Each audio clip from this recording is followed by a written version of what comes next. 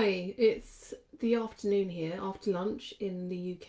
It's another dreary day, but I'm feeling quite positive today. I haven't had a very good night's sleep, but I don't think that really matters. Really, you just have to plough on through, don't you?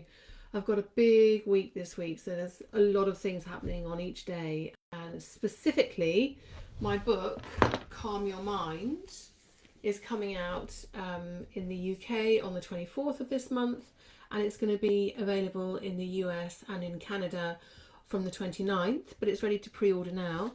And it's going to be available in the rest of the world as well. I know that we did very well with my first book in Australia and in South Africa, and I'm hoping that that's going to continue with my next book.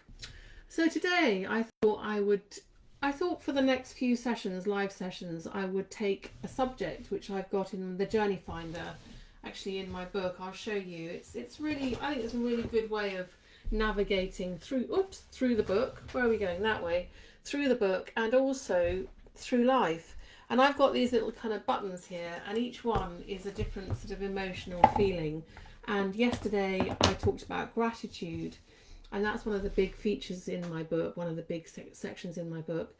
And in fact, I've just written a piece about gratitude, which is going to be coming from my website this evening, where I do a thought for the week every week, and it's about gratitude. And actually I wrote about how I have been feeling pretty miserable for myself, and I'm sorry if I've been doing a bit of a misery dump on you all with my leg, but I'm beginning to feel a lot better. And it's interesting, isn't it, how as soon as your mind starts to sort of pick up and you start to feel a little bit better, you start to realise about all the things that you have in your life, or certainly I have in my life, that I'm really grateful for, and all the people and all of the things that are related to those people, whether it's with my online community like you guys, who've been really, really super supportive.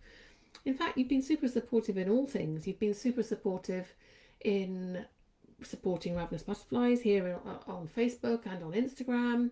And also those of you who have subscribed to my YouTube channel, thank you so much for that. That's really brilliant, because that helps me a lot.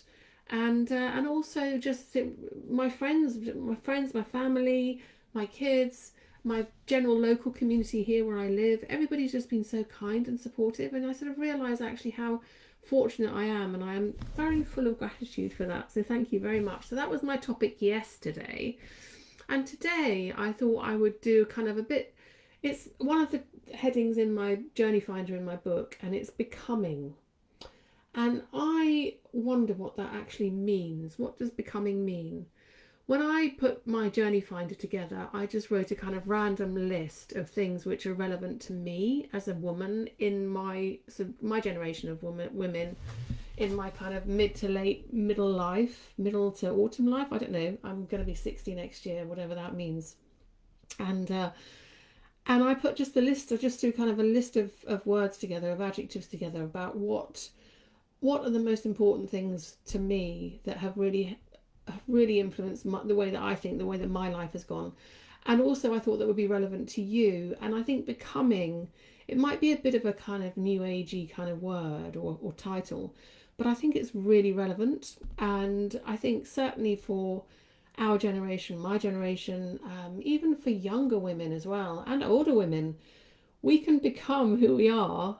That's kind of one of the ways I look at it, becoming who you are, becoming more like you, becoming who you actually, the essence of the authenticity of who you are. And I do think that becoming is something that can happen at any age. And I definitely feel for me it's happened later in life. Now, whether it will become stronger, my becoming, or not as I get older, and I kind of distill my thoughts and ideas and my wisdom and my life experiences down into perhaps even sort of more kind of stronger ideas about what's really, really important. And I will probably become more me as I become more confident in myself, perhaps. And as I've said to you so many times, I'm living my life in reverse. So all of this social media stuff, it's all really bizarre to me, because I mean, I don't even know how it happened. And all of this sort of me writing 2 books, and my next book's coming out this week, it's sort of, I don't feel like I have imposter syndrome, actually, because I do think that the books I've written are absolutely justified, and they are completely true to who I am, and I 100% believe in them, and they are absolutely worth doing, and I've done them, and I don't know if anybody else could have done them. Maybe they could have done them, but I have put them together and I have made these books, and I think that they're an important part of a kind of self-help, or a sort of little guide really through life, because life does have its ups and downs, and it is difficult sometimes, and I do understand that, and I've been through it, and I put these books together to help other people go through things too. So the becoming part of that is kind of who I am now, and I think becoming is a really important part of our development. Our development as human beings, but also probably specifically, well, from my point of view, as women, because we've been through quite a lot. We've been through a lot of change. We're still fighting for independence of our bodies in some countries. That's all very strange, isn't it? We are also fighting to get equal pay a lot of the time. I mean, I know women who of my sort of generation who were in amazing jobs. I mean, the head of their profession, and as soon as they resigned, well, they tried to get equal pay with their male peers, and as soon as they did, well, after years of not, they decided to resign and go and do their own thing. And then, lo and behold, a man steps into her shoes and he suddenly gets way more than she got paid. And he also happens to be a friend of the person who's employed him. So it's kind of like 2 steps forward, 1 step back, or 1 step forward, 2 steps back. I don't know how it's going at the moment. But I'm hoping, and certainly as a woman from that kind of generation, I really feel like I am becoming who I am now. And I have a voice. And I'm very fortunate to have a voice which I can use for good on social media and in the press and wherever it's going to be heard, and through my books and all of my videos that I do on YouTube and on here and what have you. So I think becoming is a really important part of my kind of my development, really. And I think, as I said, for women of a certain age, I mean, and I don't know whether becoming happens all at once. I mean, or whether it sounds a bit like the Velveteen Rabbit, doesn't it? Or whether becoming happens because of a product of what we've been through, and perhaps how we have kind of got educated, or how we have been educated through our emotional development, and whether becoming is a part of the culmination of all of that. It's kind of like the end result of that, or maybe it's the beginning of that. As you start to become who you are, you become more and more, you become stronger and stronger as a person, and perhaps then your voice gets to be more defined, and people will listen, which is a really good thing. Or maybe becoming is maybe becoming comes through physical change. I mean, when we're young, we go through our hormones change when we're 10, 12, something like that. We start getting our periods, and then we go through those childbearing years where we're sort of very frisky, and we want to have kids, and we want to reproduce. At least some of us do, some of us don't, and that's all fine. That's all okay. Absolutely fine. Whatever your choice is.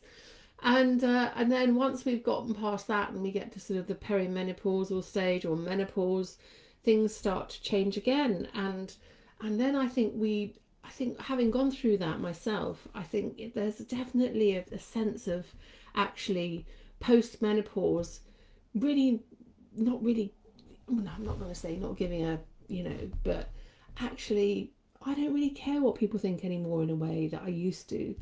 I have become who I am for a reason, and because of all the sums of my parts, and therefore I am me. And I do not need to make excuses for being me, and I do not need to stand up and be counted or any of that. I mean, okay, I'm doing these videos, I'm doing all of this stuff, but I'm doing it because I think it's a really important thing to do.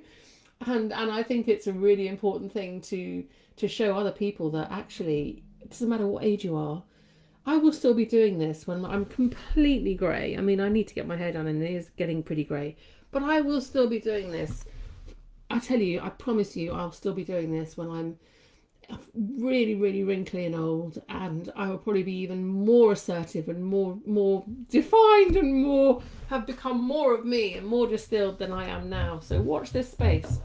So I'm going to take a little breather and do some reading now from my book, Calm Your Mind, which is, as I said, is coming out on the 24th in the UK and the 29th in North America and in Canada. And I'm choosing the becoming bit. So I'm going to read, I've got my little markers here. I'm going to read a few little excerpts from the book and show you. This is a lovely Felix Vallotton painting of this gorgeous woman who looks, I mean, she could look a bit fed up. She could be looking a bit grumpy, but I think she looks quite stoic and I think she looks gorgeous. And I'm loving that dress and I love all the fabric. And I think she is absolutely, to me, steadfast and completely comfortable in her skin. And beautiful. So I'm going to read this. It's from Kate Chopin and it's from The Awakening from 1899. So imagine what women were going through then before they even had the vote. She was becoming herself and daily casting aside that fictitious self which we assume like a garment with which to appear before the world. She was becoming herself and daily casting aside that fictitious self which we assume like a garment with which to appear before the world. I think that's really short, really succinct and really to the point, because a lot of us put on masks or clothes, we adorn ourselves with various things to kind of hide away or to become something that the world expects from us or something that other people wish us to see or be. And actually, if we can take away those masks, take away the makeup, take away all the fancy clothes and all of the, diamond jewels or whatever it is that people wear to the Oscars and to all of those award ceremonies, and get photographed in left, right and centre and get paid loads of money to do. Once you strip all that back and you are completely who you are and you are totally authentic to who you are, then you become yourself. And that becoming of yourself, that essence of who you are, is what is unique. Oops, can you see that? And beautiful about you. And that's why I think that's a beautiful painting. And not only do I think it's a beautiful painting, I think of it from its period as well. I think the way that she's just standing there with this kind of look on her face and a great warmth in her eyes. She doesn't look like she's cross or angry, or she doesn't look like she's been portrayed as anything other than who she is. She's wearing a beautiful silk satin sort of yellow ochre dress, and she's got some lovely jewels on as well, and her hair is all nicely done, and I don't think that she is somebody who would be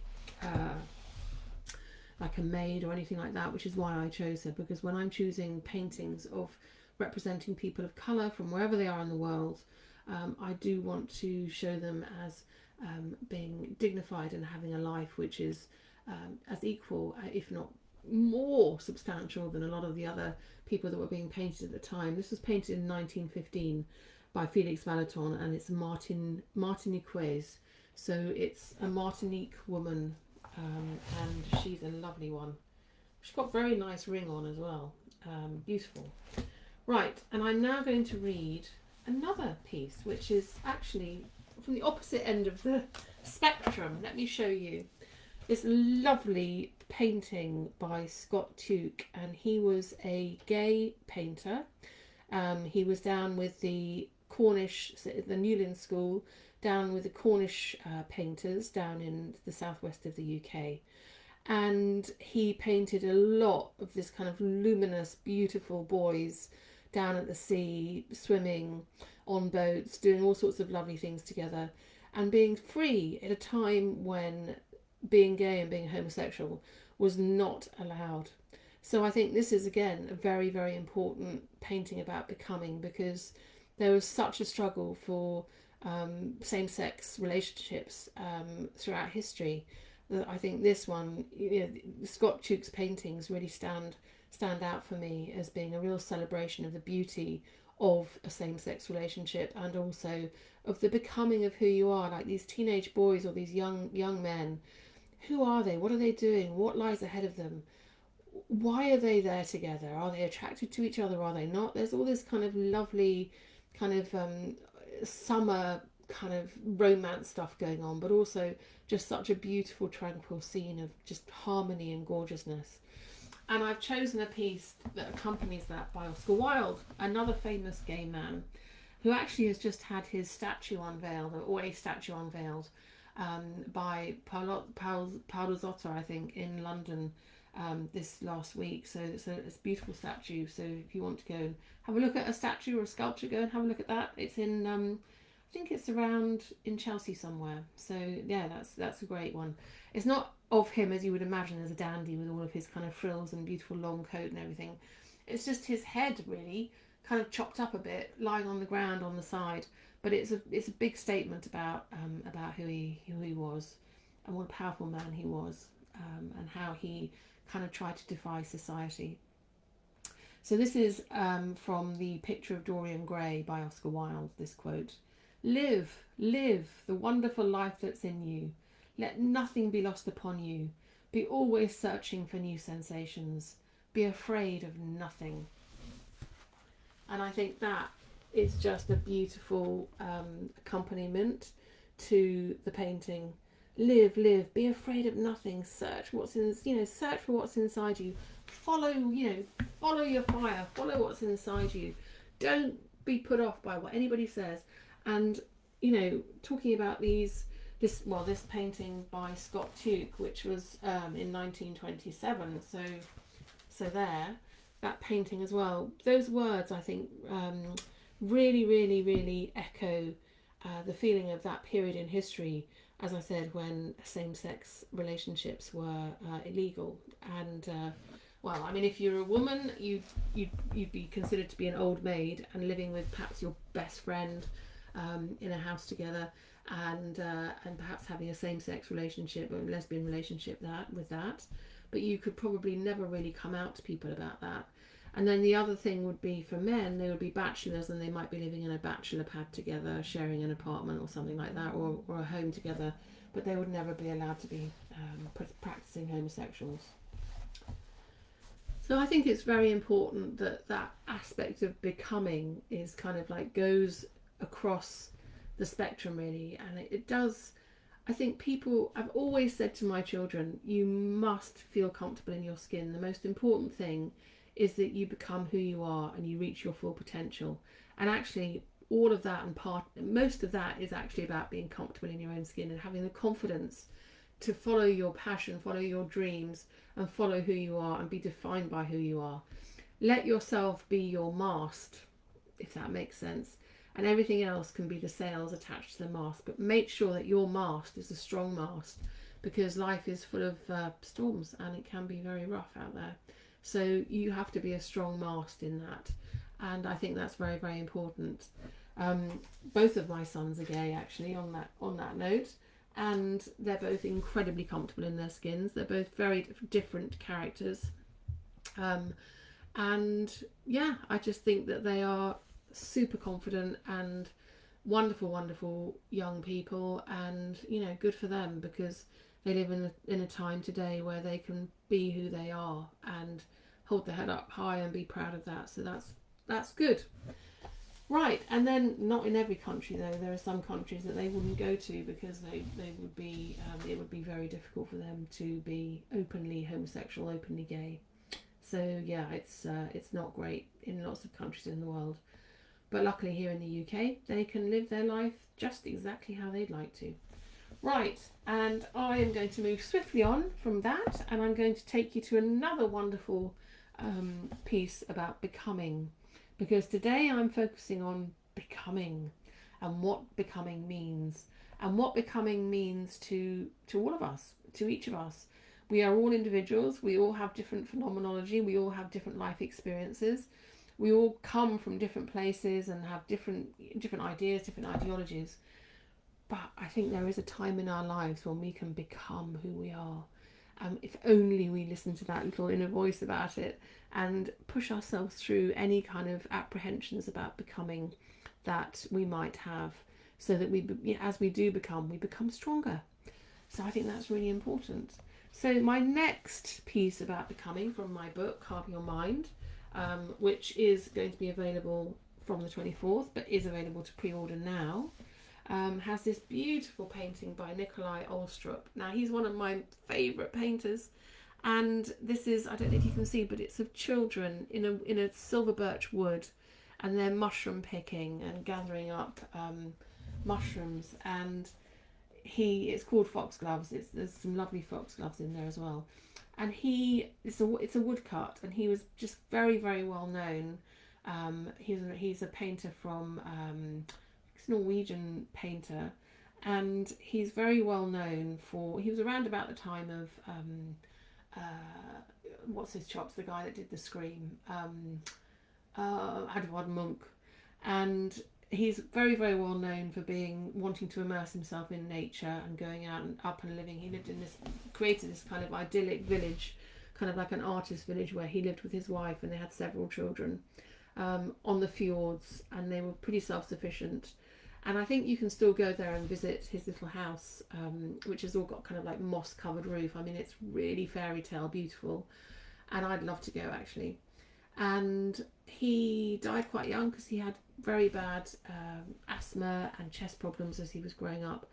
And actually, famously, he said that he thought Edvard Munch he just sketched stuff. He didn't really complete any pictures. They all just looked like sketches to him. So I thought that was quite fun.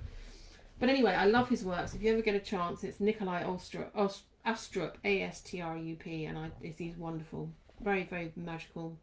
He does lots of lovely paintings of midsummer nights and fires and bonfires and that lovely light that never disappears over the fjords and the beautiful countryside, lots of wild flowers. It's really mesmerising and magical, his work. Beautiful. Okay, this is from L.M. Montgomery, and this is from The Story Girl, and it's, as I said, it's about becoming. Only a few who remain children at heart can ever find that fair lost path again, and blessed are they above mortals. They and only they can bring us tidings from that dear country where we once sojourned, and from which we must evermore be exiles. The world calls them its singers and poets and artists and storytellers, but they are just people who have never forgotten the way to fairyland. Only a few who remain children at heart can ever find that fair lost path again, and blessed are they above mortals. They and only they can bring us tidings from that dear country where we were once sojourned, and from which we must evermore be exiles. The world calls them its singers and poets and artists and storytellers, but they are just people who have never forgotten the way to fairyland. And you might ask yourself, what's that got to do with becoming?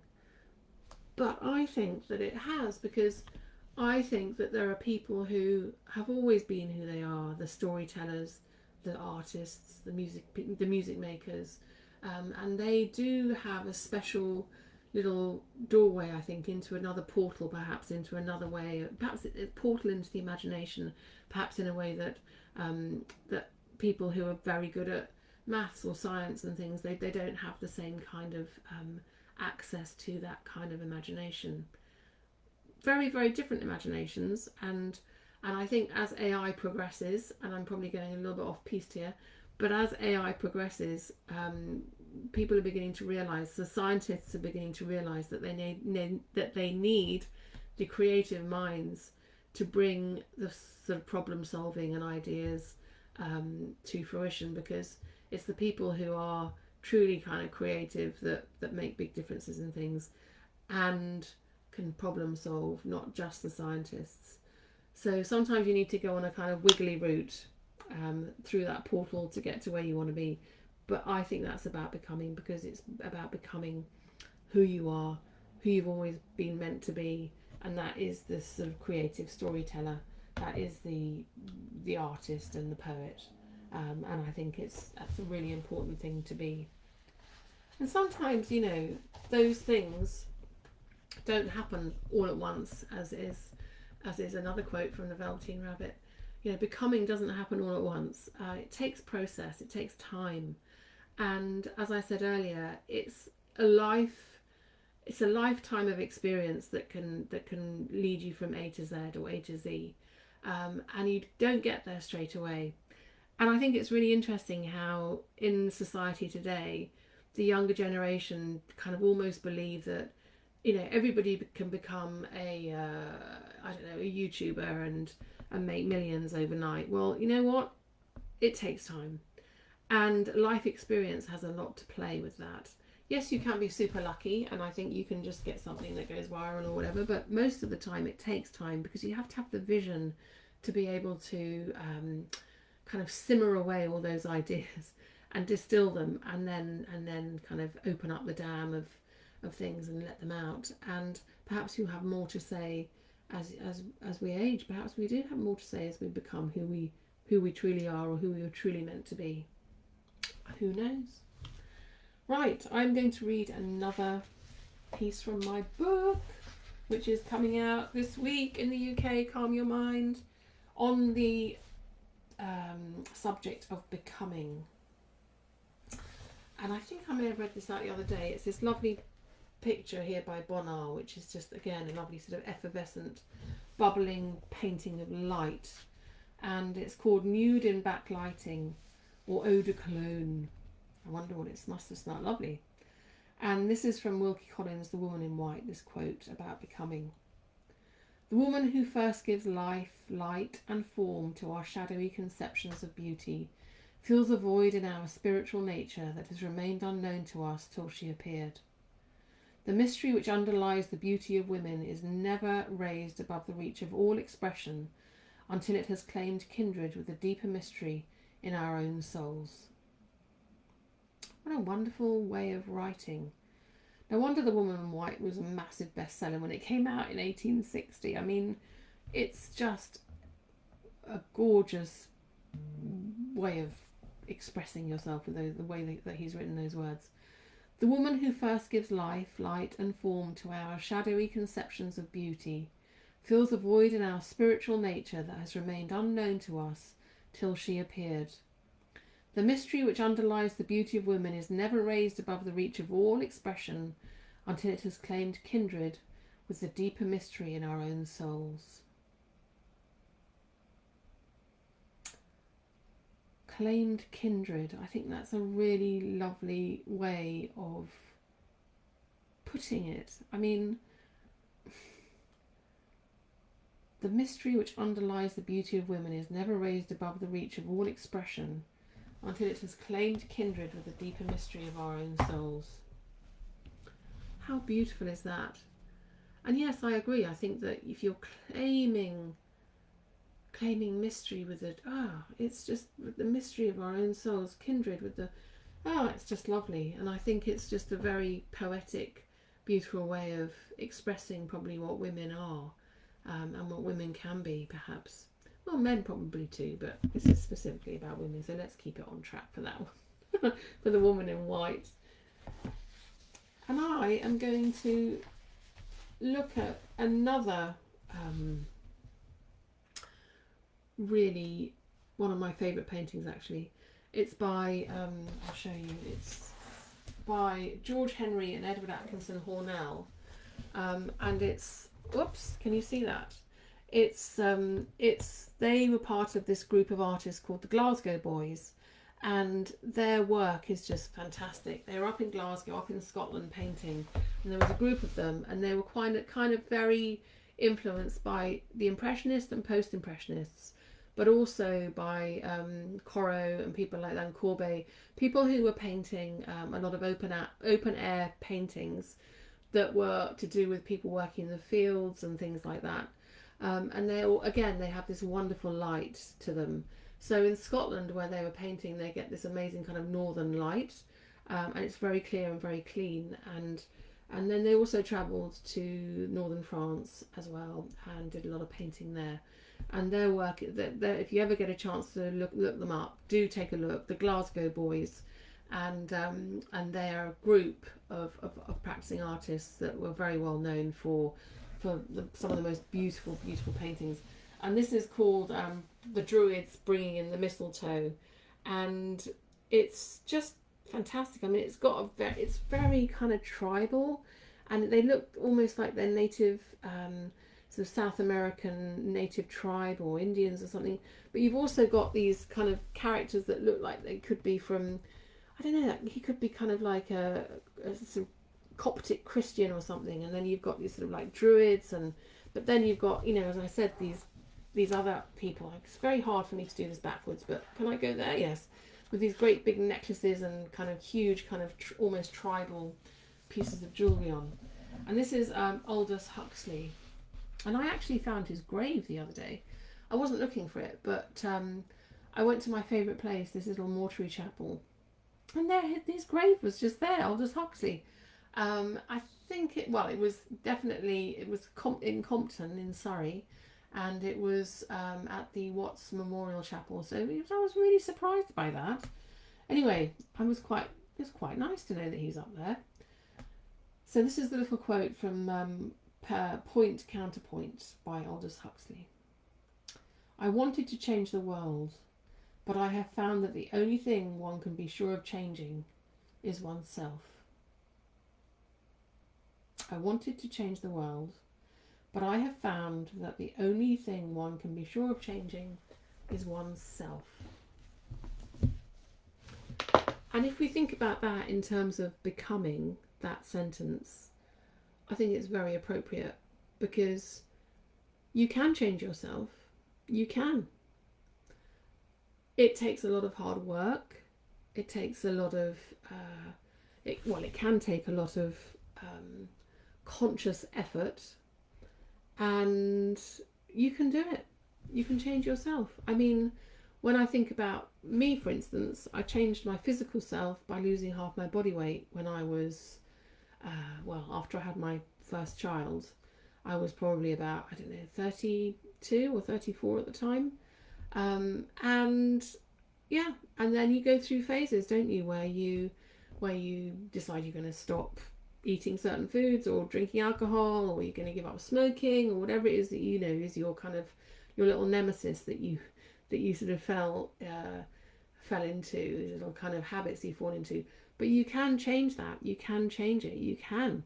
It's kind of like, I don't know, CBT, cognitive behavioural therapy perhaps, or a little bit of just getting up every morning and deciding to go for a walk, even if the weather's not great, and every day doing a few more steps, or going down a little bit further down the road, or doing one lap of the, walking one lap of the graveyard or the park, and then maybe doing another one, and taking it just very slowly. You can change the way that your brain is wired. You can change yourself little by little. You can. I'm not saying it's easy to do great big giant leaps into the future of change all at once, but little minute changes, little tiny tweaks, and I think that's very doable. I do, and I'm trying to do that at the moment.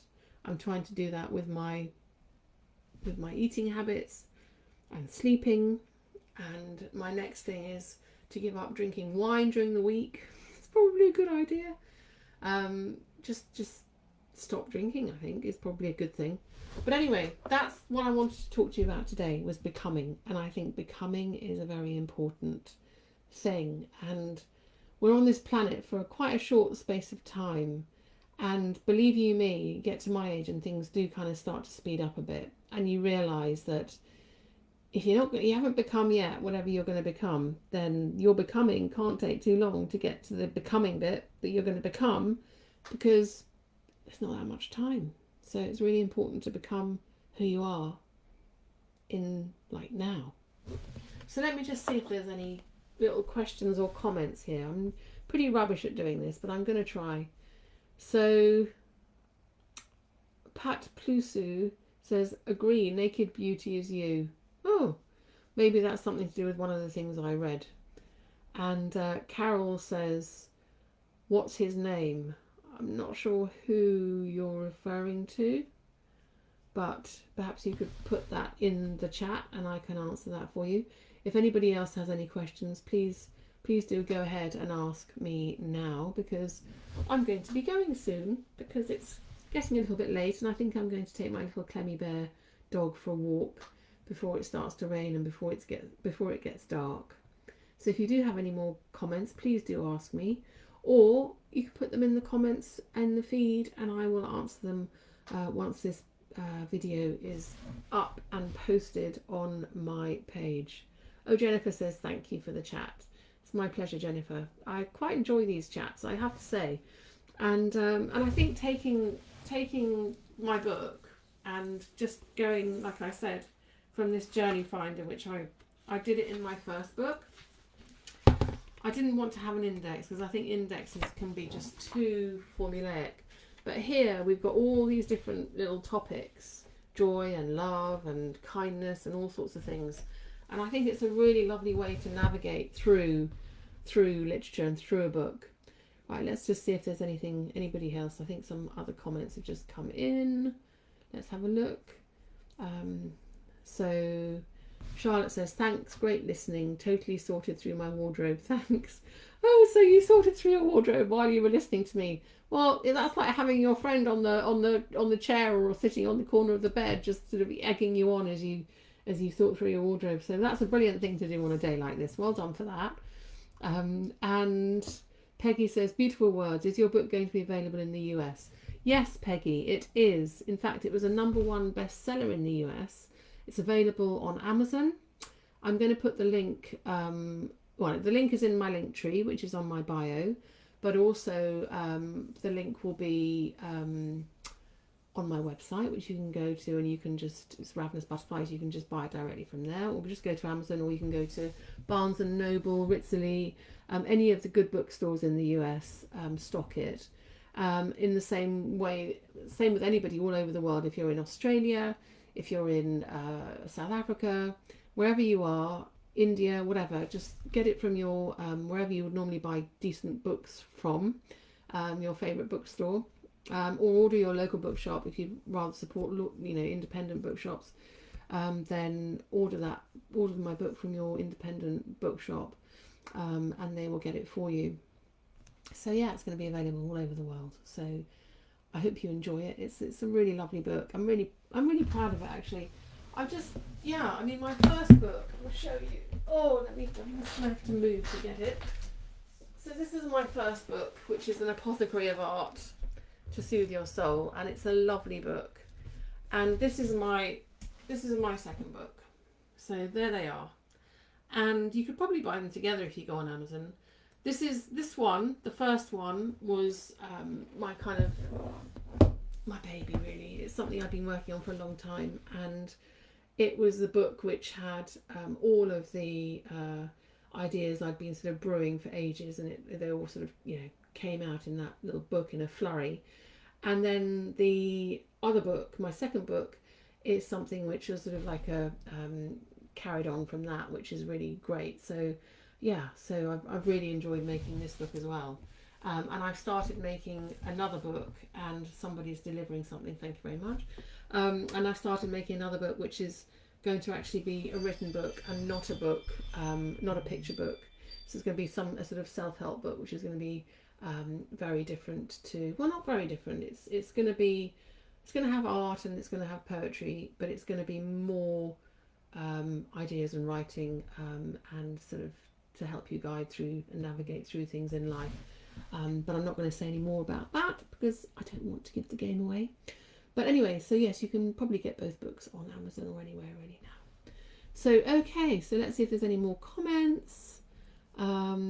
Yes, Peggy says, oh, wonderful, I'm going to order one for me and one for each of my daughters. Oh, fantastic. They do make fabulous presents. I've given them to, I've given my book, because I only get a few books given to me by my publisher.